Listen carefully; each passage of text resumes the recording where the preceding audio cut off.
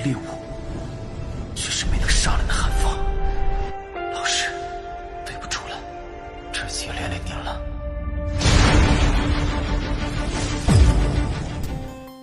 Hey, what's up guys? Selamat datang di Animasi Donghua Spoiler.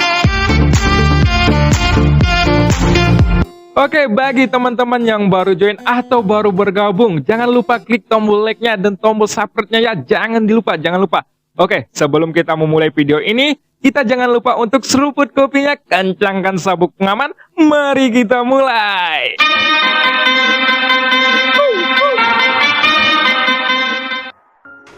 Pada episode sebelumnya diceritakan, Xiaoyan sang ratu dan si kelinci Bingyun pergi menuju ke suatu tempat. Namun di sisi lain, Avatar Yuan Shen merasa kebingungan, sehingga tak lama kemudian muncullah cahaya merah yang tiba-tiba menahan Avatar Yuan Shen. Selanjutnya, sesosok pun telah muncul. Ternyata itu adalah sosok Yusuan.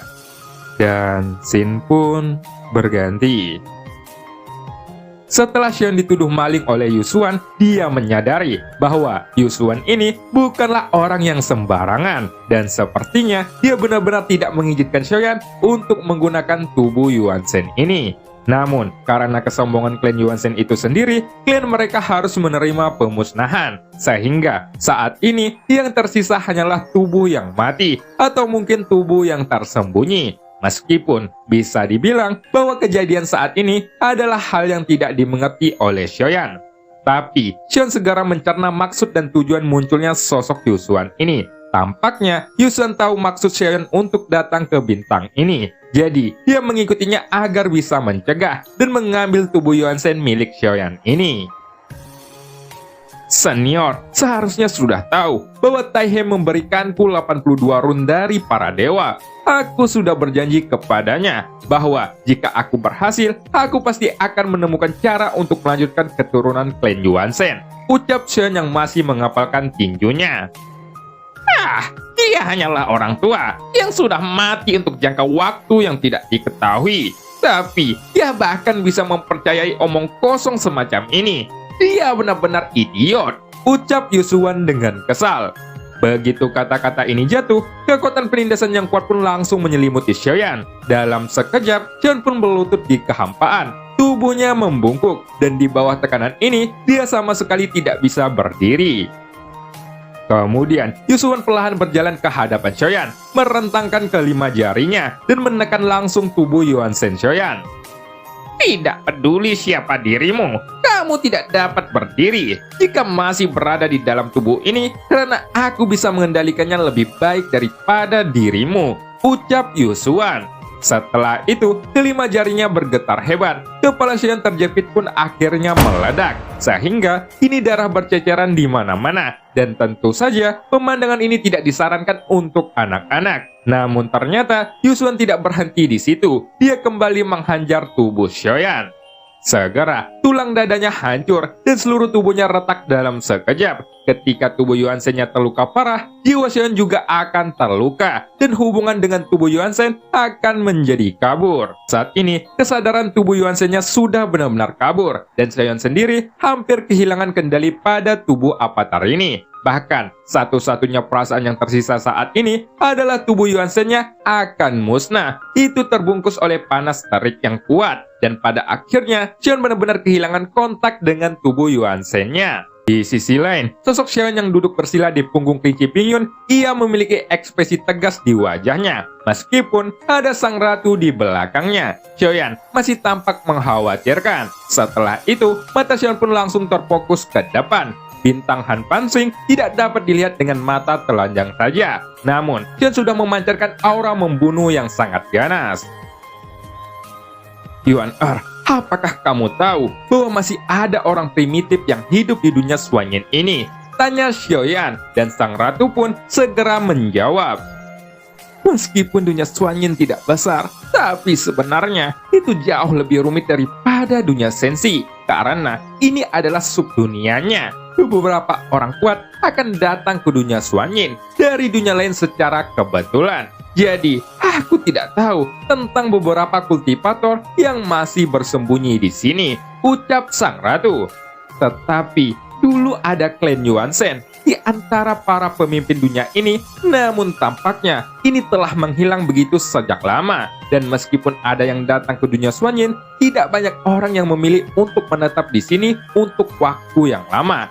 Adapun klan Yuan-shen yang masih hidup seperti yang kamu sebutkan sebelumnya, itu mungkin memang ada, ucap sang ratu kembali. Setelah sang ratu mengatakan ini, mata Xion pun langsung menjadi suram. Kali ini, meskipun tubuh Yuan-shen-nya mengalami perubahan besar, kekuatan Yusuan sangat melebihinya. Dan ada batasan darah Yuan-shen di bintang Han Pansing. Jadi, menurut tebakan Xian, itu mungkin berasal dari lebih satu tubuh Yuan-shen.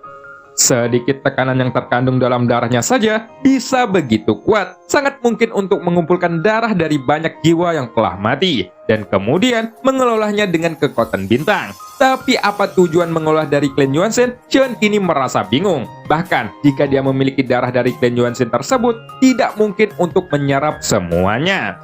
Tujuan orang ini seharusnya terkait dengan Yuan-shen. Meskipun saat ini Xion telah menembus keabadian bumi, bahkan dengan bantuan tubuh avatarnya, mungkin masih akan sulit untuk menjadi lawannya. Tidak semua tubuh Yuan-shen adalah Taihe seperti yang Xion miliki, dan ada niat membunuh yang kuat terpancar darinya saat ini. Pada saat ini, Xion sudah cukup lama kehilangan kontak dengan tubuh Yuan-shen-nya, dan ia tidak tahu bagaimana harus menghadapi sosok Yusuan nanti. Bahkan, Xion khawatir bahwa tubuh avatarnya itu telah berubah menjadi bagian dari darah Yuan-shen yang dicerna oleh bintang Han Pansing. Ayo cepat, ucap Xion dengan marah. Kelinci Bingyun pun tidak berani berbicara, dan dia hanya bisa menggeram seperti babi. Meskipun di dalam hatinya dia menolak, dia masih merupakan orang yang tahu keadaan saat ini, dan kecepatannya pun kini bertambah lebih cepat. Tampaknya memang ada yang salah dengan sikap Xion kali ini, dan situasinya tidak terlalu baik sekarang. Jadi, sang ratu tidak mengajukan pertanyaan lebih lanjut. Setelah Xion berkata, si kelinci Bingyun hanya mengganggu, dan sang ratu juga dengan lembut menyandarkan kepalanya di bahu Xion. Ia melihat ke tempat di hadapannya. Kemudian, sang ratu pun menutup matanya, dan napasnya berangsur-angsur menjadi berirama. Namun sungguh mengejutkan bahwa dia bisa tertidur di saat yang seperti ini. Tapi, Xion tidak ingin mengganggunya, dan dia juga menutup matanya sambil mendengarkan deru napas yang lembut. Segera, aura pembunuh di tubuh Xion juga berangsur-angsur menghilang ketika aroma sang ratu keluar dari mulutnya. Ternyata, hal ini membuat suasana hati Xion yang telah gelisah benar-benar menjadi tenang. Setelah waktu yang cukup panjang berlalu, sebuah bintang pun berkelap-kelip dalam pandangan Xion. Dan pada saat ia melihat bintang ini, niat membunuh yang telah ditekan kembali telah meningkat. Xion sudah memiliki perasaan terhadap tubuh Yuan-shen-nya, seperti dari tangan kanannya. Belum lagi, tubuh Yuan-shen ini dimenangkan oleh sang dewa tertinggi dengan harga tertentu. Oleh karena itu, tubuh yang sudah dicuri ini adalah miliknya sejak awal, dan tidak ada yang boleh mengambilnya dengan mudah. Di sampingnya, sang ratu membuka matanya dan pipinya telah memerah. Sementara itu, meskipun Xion tampak penuh dengan niat membunuh, tapi dia masih bisa tersenyum dengan manis. Aku baru saja memimpikan sesuatu yang sangat indah, ucap sang ratu, dan Xion pun berbalik untuk menciumnya dengan penuh kasih sayang. Beritahu aku, apa yang kamu mimpikan? Apakah itu diriku atau kenangan masa lalumu bersama Zuzang? Ucap Xion dengan lembut. Aku tidak akan memberitahumu, ucap sang ratu sambil tersenyum nakal. Kemudian, ia menyentuhkan bibir Xion, lalu dia menggelengkan kepalanya. Saat ini, keduanya tampaknya terus-menerus bermesraan ketika ada kesempatan. Dan ini adalah salah satu dari sedikit waktu yang mereka habiskan bersama. Jika kamu tidak memberitahuku, tidak akan ada kesempatan di masa depan, ucap Xion yang kembali mencium bibir sang ratu. Akan tetapi, meskipun Xion mengancam, sang ratu masih menggelengkan kepalanya. Namun pada saat keduanya berbicara, bintang yang tampak seperti sebutir beras tadi kini berubah menjadi besar. Dan sekarang, Xion sudah dekat dengan bintang Han Pansing. Itu adalah bintang seputih salju yang hampir tidak ada jejak manusia. Namun nyatanya, di bawah lapisan es ini terdapat banyak jejak pertempuran. Itu adalah bekas gerakan Xion sebelumnya. Tapi, kini itu terlihat samar karena sudah tertutup oleh es. Pada saat ini, Chen datang ke tempat di mana tubuh Yuan Shen-nya diambil sebelumnya. Tetapi, es yang pecah telah dibekukan kembali, dan semua jejak di sini terhapus oleh salju yang menggunung. Untungnya, masih ada tanda pada tubuh Yuan Shen-nya, dan ada jejak jiwa para tubuh tersebut. Jadi, ketika kekuatan jiwa Shen tersebar, jejak yang ditinggalkan oleh tubuh avatar itu masih bisa terdeteksi meskipun sudah terhalang. Setelah itu, Chen menepuk-nepuk tanah es di bawahnya, dan segera muncul suara geraman rendah dari sana, dan itu adalah tanda penolakan. Namun, Chen masih bersikeras untuk mencari tahu, tapi ternyata tindakannya tersebut tidak efektif. Detik berikutnya, sosok Chen pun jatuh ke dalam lapisan es, dan ketika lapisan es itu pecah, dia menuju ke dasar tanah. Namun setelah mencapai dasar es, kegelapan pun tiba-tiba muncul, dan Chen pun tidak dapat membedakan apa yang ada di sekitarnya.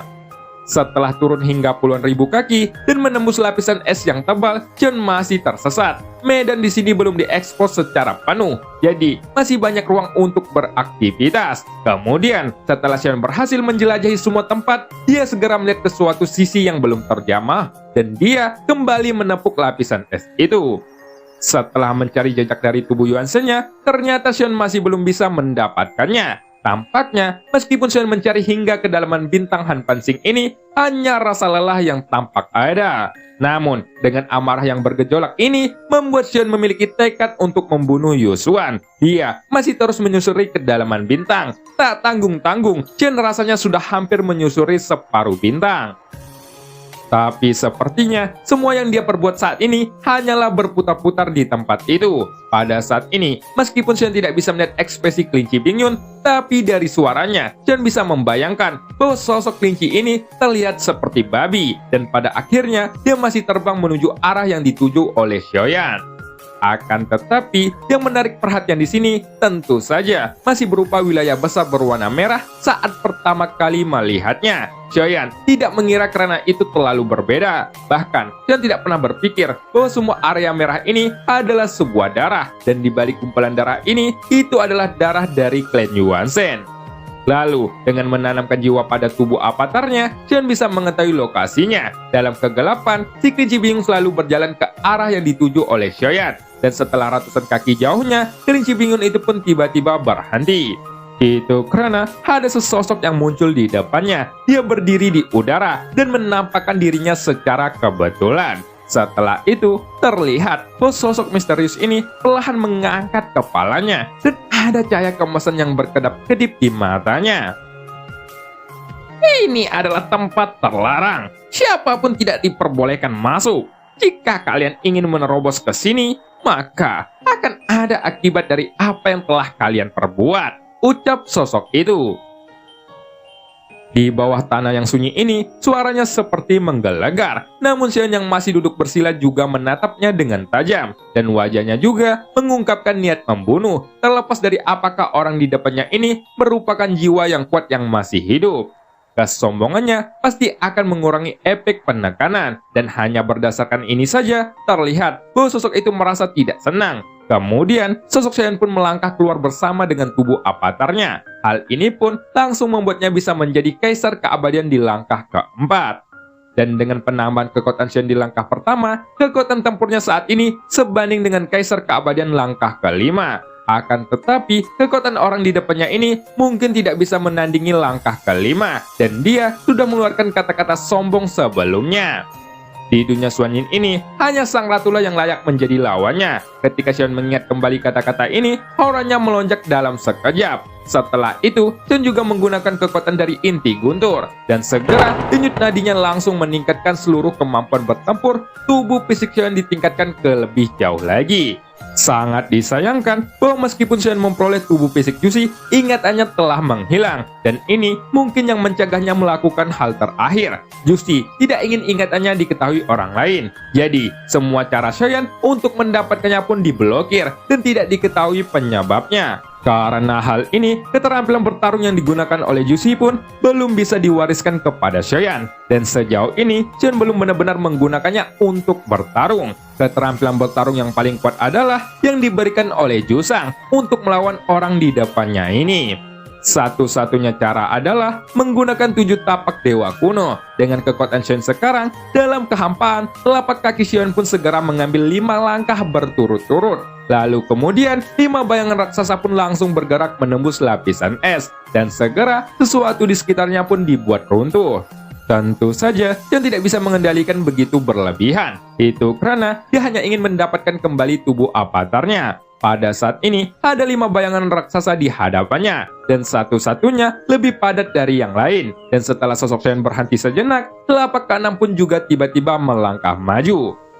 Dengan peningkatan lebih lanjut dari kemampuan Xion, tapak dewa kuno tidak lagi seperti dulu. Itu karena kekuatannya saat ini mengandung energi keabadian yang beberapa kali lipat lebih kuat dari vitalitasnya. Pada saat ini, setelah Xion melepaskan sosok dari langkah keenamnya, Xion menggertakkan giginya, dan tubuhnya merasakan tekanan yang cukup kuat. Namun, karena dikelilingi oleh ledakan guntur yang tak terhitung jumlahnya, sebuah rune guntur yang diperlukan di tubuhnya pun kembali dikendalikan secara terus-menerus. Pada saat ini, Xion dikelilingi oleh guntur dan api hitam, serta bayangan raksasa yang bergemuruh tersebut menyebabkan inti bumi runtuh. Tapi, Xion tidak berhenti di situ. Dia juga mulai untuk mengambil langkah ke-7. Segera, semua api guntur dari tubuhnya menyembur keluar, seolah-olah semua kekuatannya telah dituangkan ke dalam langkah ke-7 ini. Pada saat telapak ke-7 itu keluar, itu diselimuti oleh tekanan yang mengerikan. Hal ini pun membuat batu yang tak terhitung jumlahnya pecah, dan salju yang hancur karena telapak itu seperti hujan lebat. Namun di tengah-tengah hujan kerikil ini, tak satu pun dari kedua sosok itu yang mundur, dan tak satu pun dari mereka yang mengelak. Keduanya membiarkan batu-batu besar itu jatuh menimpa tubuh masing-masing. Akan tetapi, tubuh keduanya masihlah sangat stabil, dan mereka mengabaikan sepenuhnya serangan batu tersebut. Tapi, meskipun tubuh fisik Xion hanya setengah langkah keabadian, tubuh fisiknya ini sudahlah sangat kuat. Bahkan, jika kerikil ini seperti meteor, Xion hanya bisa merasakan sedikit tekanan, dan itu seperti tetesan air hujan yang jatuh di kulitnya, sehingga Xion hanya mengabaikannya. Hal yang sama pun juga berlaku pada sosok di sisi lain. Ketika melihat 7 bayangan raksasa bergerak terus-menerus, sosok itu tiba-tiba mengepalkan tinjunya, dan dalam kegelapan, sebuah pukulan pun telah meledak.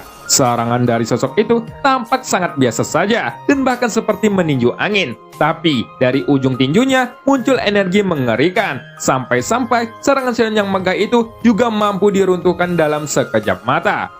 Segera, serangan lain dari Xion datang satu demi satu. Akan tetapi, sosok di hadapannya ini terus meninju dengan datar. Pada saat ini, bayangan raksasa lainnya dihancurkan seperti gelembung tipis, dan itu tidak mampu menimbulkan kerusakan padanya sama sekali. Tampaknya, semakin keras gerakannya itu, semakin mudah hancur di hadapan lawannya, yang sangat datar, dan terlihat bahwa kekuatan lawan yang malah semakin menonjol. Telapak ke-7 adalah teknik terkuat Xion, dan pengapungan 7 tapak dewa kuno ini pasti telah mencapai tingkat maksimal dari keterampilan bertarungnya. Tentu saja, ini bukanlah batasan Xion, tetapi saat ini Xion yang khawatir, bahkan jika dirinya menggunakan semua kekuatannya, Xion tidak akan bisa mengguncang sosok yang ada di depannya sedikit pun. Pada langkah ke-7, sosok bayangan sudah bergerak, dan sang lawan yang ada di depan Xion juga sekali lagi melepaskan pukulan yang sangat biasa. Meski sudah terpisah beberapa jarak, Xion dapat dengan jelas merasakan kekuatan yang menyembur keluar dari tubuh lawannya itu. Jadi, tubuh keabadian setengah langkah milik Xion mungkin seperti ayam di depannya, dan sama sekali bukanlah lawannya. Bahkan, Xion sama-sama bisa melihat sosok yang jauh itu, dan ada 8 tanda familiar yang berkedap-kedip di antara alisnya. Sejauh yang Xion tahu, tubuh Yuan Shen bintang 4 adalah yang terkuat, dan itu adalah miliknya. Namun kali ini, ada yang lebih hebat dan bahkan itu adalah tubuh yang sudah mencapai bintang 8, dan itu jelas 1 poin lebih kuat dari Tai He. Tubuh abadi tidak dapat dibandingkan dengan kekuatan manapun. Itu karena tubuh abadi memiliki vitalitas yang sangat kuat. Selama tidak dapat dibunuh, maka selama diberi kesempatan untuk bernapas, tubuh abadi dapat bertarung lagi.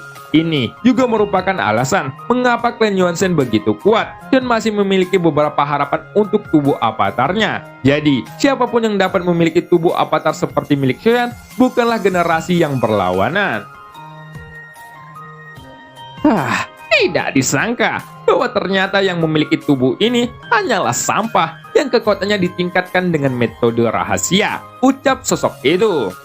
Tapi, sejauh yang aku ketahui, kamu juga layak menjadi bagian dari tubuh klan Yuan Shenku sebagai avatar. Ucap sosok itu kembali sambil tertawa. Meskipun wajah sosok ini masih belum terlihat karena kegelapan wilayah ini, dapat disimpulkan bahwa dia adalah Yusuan yang telah menghancurkan tubuh Yuan Shen milik Xiaoyan. Seperti sebelumnya, tubuhnya memancarkan gelombang energi Dewa Pertempuran Bintang 2. Tapi, darahnya yang tersembunyi telah begitu kuat, sehingga Xion merasakan tertekan. Dan cerita pun berakhir. Sampai jumpa di episode selanjutnya. Merujak buah duku dicampur terasi. Sabar ya omku, bentar lagi Xiaoyan pulang ke Sensi.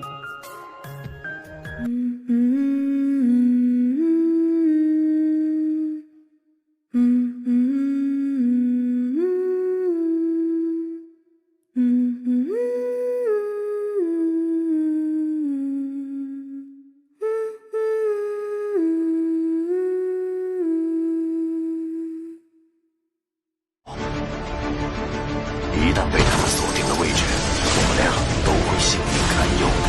所有的阴阵，是为了这一天，我已经等待了太久。今天若是你能够安然无恙地走下擂台，萧炎从此不再踏进迦南学院半步。他迟早会发现的。既然如此，就给他一个惊喜吧。今天，我不会让你们两人彻底的闭上嘴。就算他还活着，你们之间也绝不可能。